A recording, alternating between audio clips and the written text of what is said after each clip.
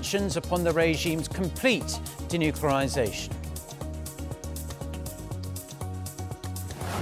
President Moon Jae-in is set to embark for Malaysia, the second leg of his three-nation tour of Southeast Asia. He's looking to cement Seoul's blossoming relations with ASEAN member states. Plus, from China to Indonesia to the Cayman Islands, countries around the world ground all Boeing 737 MAX 8 aircraft after last weekend's Ethiopian Airlines crash. It was the second deadly crash involving the plane in recent months. Our top story this morning, Washington's special envoy on North Korea says that while diplomacy continues with the regime, the US will not accept partial denuclearization. The envoy was making his first public remarks since last month's summit in Hanoi ended earlier than anticipated and with little to show for it. Park Hee-jun starts us off. U.S. Special Representative for North Korea Stephen Biegun says dialogue with Pyongyang is very much alive. Well, let me start by saying the obvious, that diplomacy is still very much alive. And while we haven't made as much progress in the 6 months as I would have hoped coming in on the first day, we stay closely engaged with our counterparts in North Korea. Speaking at a nuclear conference hosted by the Carnegie Endowment for International Peace on Monday, Biegun said President Trump is open to another meeting with North Korean leader Kim Jong-un. But putting forward an all-or-nothing approach, he said the U.S. is not going to do denuclearization incrementally.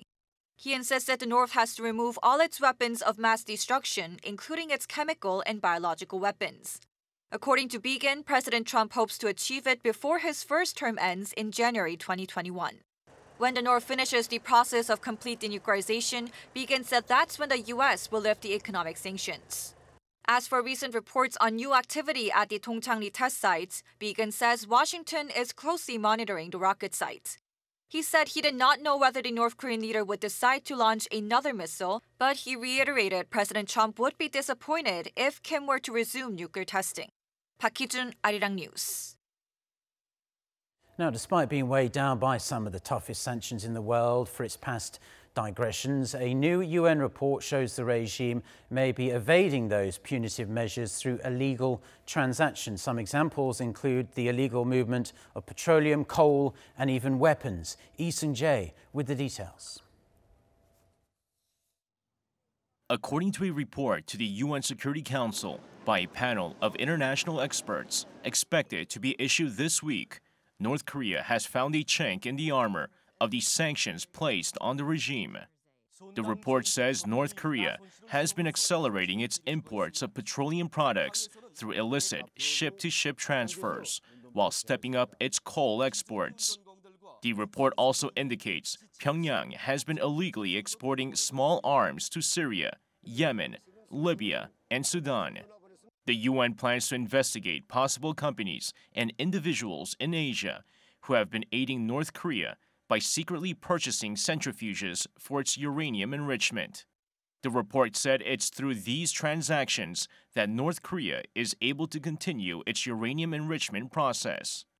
Despite what seems to be easing tensions between North Korea and the U.S., Pyongyang is maintaining its defense readiness, dispersing missile-related facilities in case of U.S. military action. The report says Pyongyang's Sunan International Airport is reported to be one of the facilities. The Wall Street Journal says the report also includes information that North Korea is involved in cyber attacks and virtual monetary hijacking, targeting foreign financial institutions.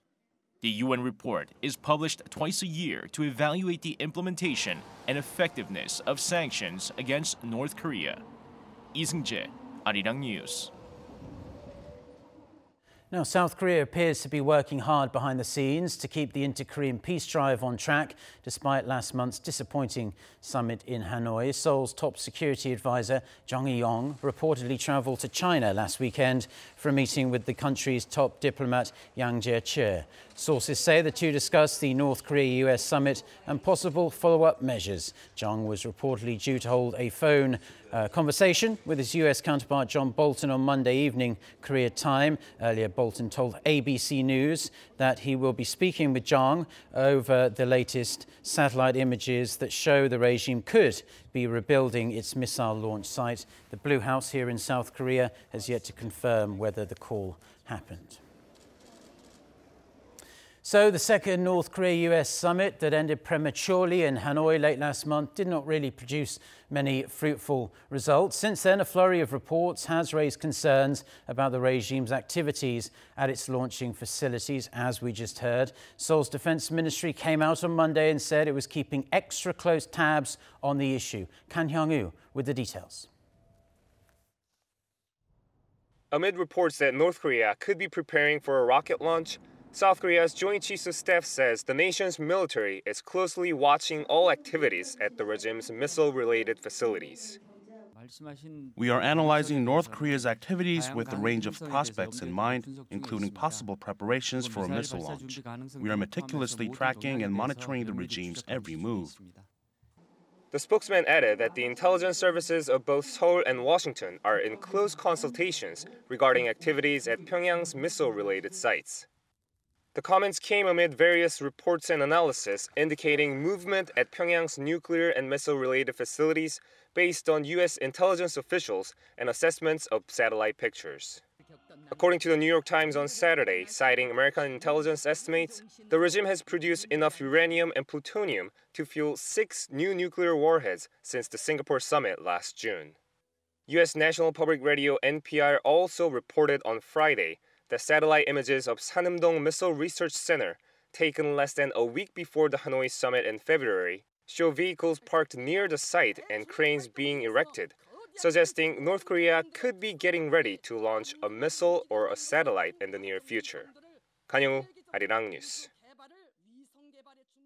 South Korea and the United States are expected to complete their new Dong Maeng joint military exercise today. The computer-simulated command post exercise began last Monday, meaning alliance in English. The exercise focuses on defense contingency mechanisms. Earlier this month, Seoul's defense minister, Jong Kyung-do, and acting U.S. Defense Secretary Patrick Shanahan decided to put an end to the 2-week-long key resolve exercise and kickstart the new scaled-down Dong Maeng exercise in efforts to support diplomacy with North Korea. President Moon Jae-in has wrapped up his official duties in Brunei and is preparing to head to Malaysia very soon, the second leg of his 3-nation tour of the region. Our Shin Se-min, who is travelling with the president, files this report.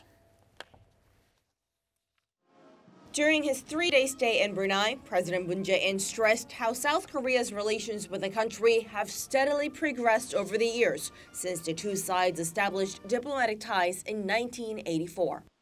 And Sultan Hassan al-Bolkiah threw his support behind President Moon's new southern policy that hopes to shore up economic and diplomatic relations between Seoul and the 10 member states of ASEAN, including Brunei. Acknowledging that both countries focus on improving people's lives, President Moon and the Sultan agreed to work on measures that are reciprocal and complementary. 나는 사람 중심의 평화와 번영의 공동체를 만들고자 하는 우리의 신남방 정책과 브루나이의 비전 2035 전략이 조화롭게 추진되어 기계의 신기술, 신산업 분야까지 협력을 넓히고 공동번영을 함께 이뤄나가기 기대합니다. The leaders also agreed to start working on an LNG value chain that covers everything from gas mine development to transportation and sales. They also promised to work together on renewable energy under the East Asia Summit Corporation. And the two agreed to promote bilateral ties in areas of intellectual property and amp up social exchanges. With the curtain coming down on his stay in Brunei, President Moon will zero in on the economy in Malaysia.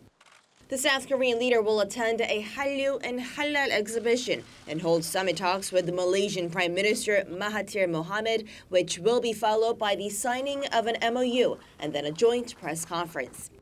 South Korea's presidential office says the leaders hope to widen the scope of their bilateral relations, including in the areas of information communication technology and artificial intelligence. Having secured promises of cooperation on multiple fronts and also having won full backing for his peace drive on the Korean peninsula from one of the major ASEAN member nations, President Moon and the entourage of business leaders will head to Kuala Lumpur, where he will push for stronger economic ties with Malaysia. Shin Se-min, Arirang News, Pandara Seri Begawan. The floor leader of the main opposition Liberty Korea Party, Yang Jiechi, has slammed the Moon administration's economic and defense policies. During a speech earlier today, as the leader of one of the National Assembly's negotiating blocs, Na criticized the current administration's income-led growth policy and employment record. She claimed the policy is a violation of the Constitution because it removes the public's economic freedom. She suggested a roundtable conference of economic experts to come up with practical policies to help the sluggish economy. She also said that the ending of the 3 joint South Korea-US military exercises seriously threatens national security and lambasted the government for its complacency over the fine dust disaster.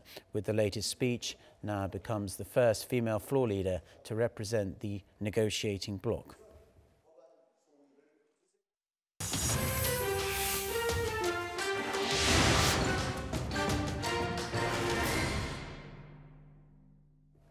Multiple airlines have suspended the use of Boeing's 737 MAX 8 aircraft after Sunday's tragic crash in Ethiopia that killed everyone on board. For more on this and other news from around the world, let's turn to our Aram. So Aram, what's the latest? Well, Mark, Ethiopia, China, Indonesia and a host of other nations have grounded the new version of Boeing's best-selling aircraft. This comes after questions were raised about the 737 MAX 8's safety. Sunday's crash in Ethiopia was very similar to last October's deadly crash of the same model in Indonesia.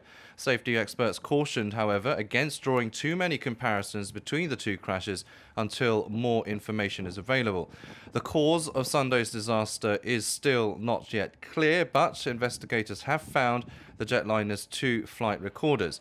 Ethiopian authorities are leading the investigation into the crash, assisted by the United States, Kenya and other nations. Despite the safety concerns, Boeing said it had no reason to pull the popular aircraft from the skies. The firm plans to send a technical team to the crash site to help investigators. The incident has caused Boeing's share prices also to tumble. The loss of the Chinese market is especially a big blow to the US-based firm, as the country is one of Boeing's biggest customers. British Prime Minister Theresa May says she has secured what she called legally binding changes to her Brexit deal after her meeting with European Commission President Jean-Claude Juncker. Their last-ditch talks in Strasbourg came on the eve of a crucial parliamentary vote in London on Tuesday. However, Juncker warned if the deal was voted down, there was, quote, no third chance. The so-called Irish backstop remains a key sticking point. Many Brexiteers fear an open Irish border would subject the UK to EU customs rules permanently. The opposition Labour Party questioned whether any changes had actually been made on Monday and urged MPs to vote against the deal in Tuesday's vote. Real Madrid have reappointed Zinedine Zidane as head coach just 10 months after the Frenchman walked away from the Spanish football club. He replaces Santi Solari with immediate effect and will be in charge until the year 2022, unless, of course, his contract is renewed. The move comes after a string of poor performances by Real and heavy losses both in the Spanish League and the European Champions League. Real Madrid won 3 consecutive Champions League titles under Zidane's management. The 46-year-old, who spent 5 years as a Real player, said he was happy to be back home, vowing to put the Spanish giants back to where he thinks they should be.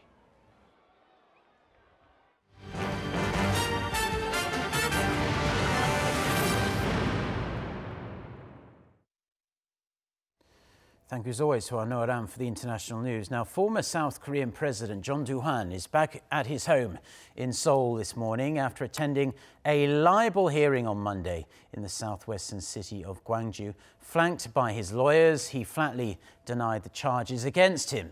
Choi reports. On Monday, former President Chun Doo-hwan attended a libel hearing at the Gwangju District Court. He is accused of writing false accounts about the May 18th pro-democracy movement in Gwangju in a memoir published in 2017. In doing so, he called the late activist and priest Cho Bio, who said he saw the chopper attacks, a shameless liar. Hence the charge of libeling the dead, which at the hearing, Chun is said to have denied. Chun came to the court 2 hours early and made no official statements to a pool of reporters. But he did spit out a few words of anger when asked by a reporter about whether he ordered the chopper attacks during the crackdown.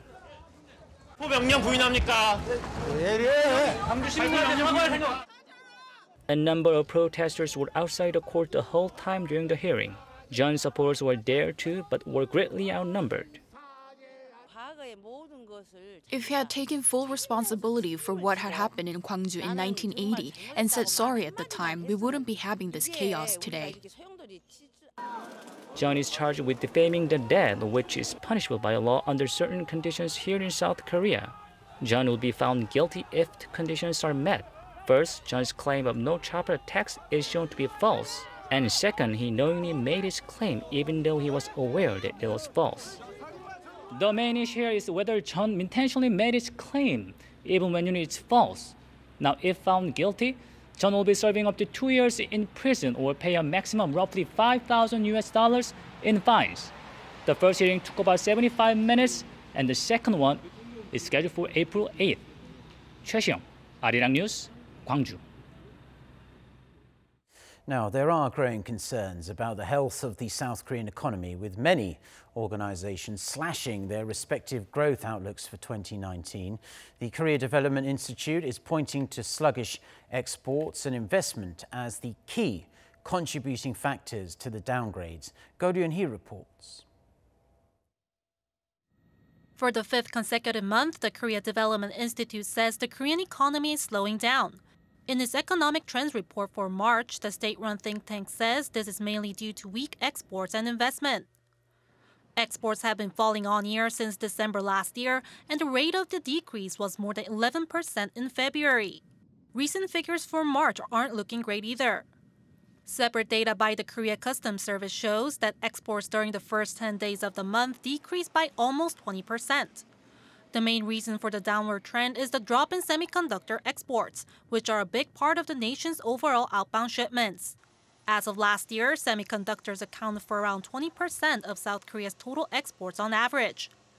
Experts say the semiconductor market is suffering many problems, such as oversupply, lower than expected demand from data centers, and falling prices. Many IT companies have been delaying investment as part of a wait-and-see approach for semiconductor prices to go down even further. However, an economic expert says the situation will get better starting from the second half of this year. New industries related to the fourth industrial revolution, such as AI, big data, and autonomous vehicles, are continuously developing. Therefore, semiconductor demand from this field will increase. The problem of prices and demand will improve in the second half of the year. Other than exports, the KDI said that investment is also slowing down. In January, facilities investment dropped by more than 16% on year. On the other hand, there were some positive numbers in production and consumption. For the month of January, overall industrial production increased by 0.6% on year, and retail sales rose by 4%. Ko-Ryun-hee, Arirang News. Now, there are some exciting months ahead as South Korea is set to become the first country in the entire world to launch 5G services for all local customers, ahead of what promises to be a landmark occasion. Service providers are showcasing how the super-fast mobile network can be used to advance even driverless car technology. Oh Soo-young with the details. Driving in 5G has become a reality on the streets of Seoul. On Monday, A1, a driverless car developed by Hanyang University, successfully drove 8 kilometers in eastern Seoul using the next-generation 5G mobile network. It's the first time in the world that a self-driving vehicle has used 5G to drive on public roads among human drivers. Powered by mobile carrier LGU+, the vehicle was able to switch lanes, swerve around obstacles, and stream live footage of its journey without bugs or delays. Current LTE systems make it difficult to pinpoint the exact location of the car due to delays of around 600 milliseconds. 5G can reduce this margin of error within 30 milliseconds. This revolutionary speed is expected to contribute greatly to the development of driverless vehicles. LGU Plus and Hanyang University's ACE Lab also plan to add 5G-based entertainment, including VR and AR content, to create a multidimensional travel experience. Using 5G's high-speed connectivity and the ultra-low latency, other network carriers are also showcasing the technology. KT Corporation earlier this year test drove a 10-seater 5G-equipped bus in the heart of the Korean capital. Each of the bus's seats comes with a VR headset, so passengers can find themselves among the cheering crowd at a baseball stadium, a K-pop concert, or at an amusement park with a virtual date. Once driverless cars start hitting the road, passengers will have more time on their hands. So there will be a huge demand for infotainment content using 5G to process massive amounts of data in ultra-high speed. Given Korea's plentiful bandwidth and infrastructure to enable 5G-based driving, it's no longer just a question of technological viability. As driverless cars get closer to commercialization by the day, service providers are now racing to provide optimized media services to win over customers. Oh Soo-young, Arirang News.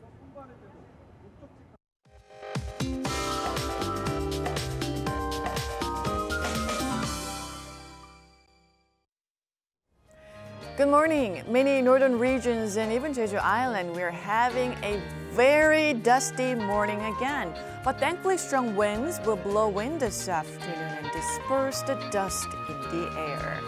So a brief spring cold snap will arrive, bringing the temperatures down to the chillier side starting this afternoon. And tomorrow morning, we could see lows going down to below zero here in Seoul. So it's going to feel colder than the actual temperatures due to the strong gusts, so dress extra warmly. Meanwhile, many inland regions will receive light showers of less than 5 millimeters during the day, while parts of Gangwon-do province could see flurries of snow.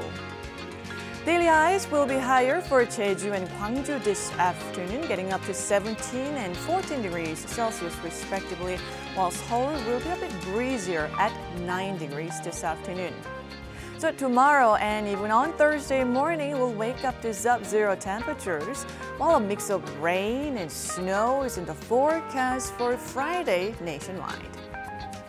That's Korea for you, and here's the international weather for viewers around the world.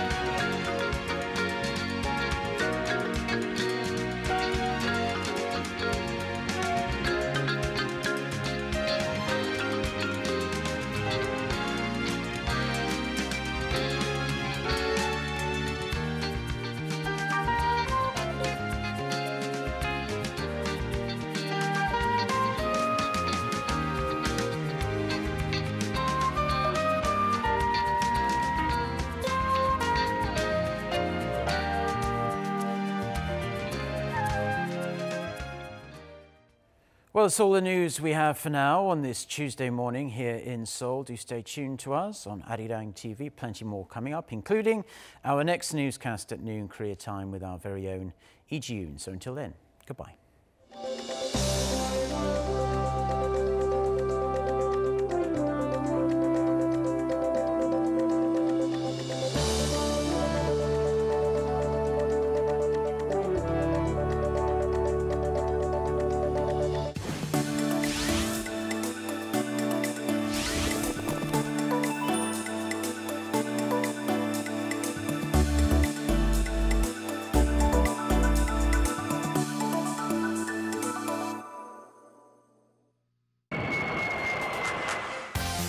Planning a self-guided tour in Korea? We'll let you peek at the most beautiful hours from dawn to night in Korea.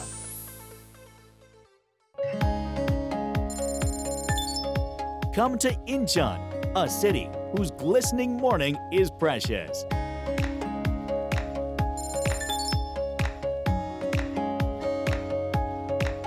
Gyeonggi-do will make your heart throb.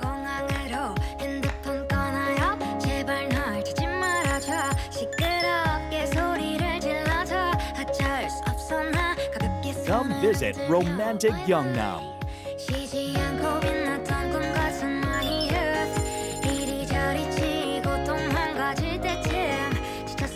Come to Pyeongchang, Korea's top winter destination.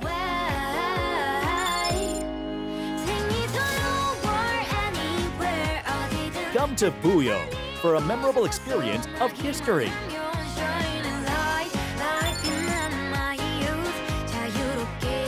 Explore Busan, a city of mesmerizing waves and ocean.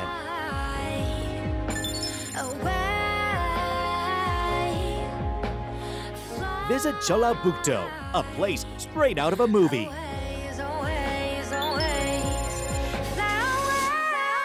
Visit Chungcheongbuk-do, a quintessence of well-being tour.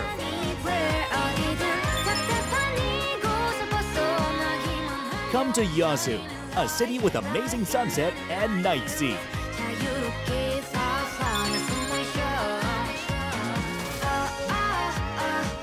Visit Daegu, a city of food and style.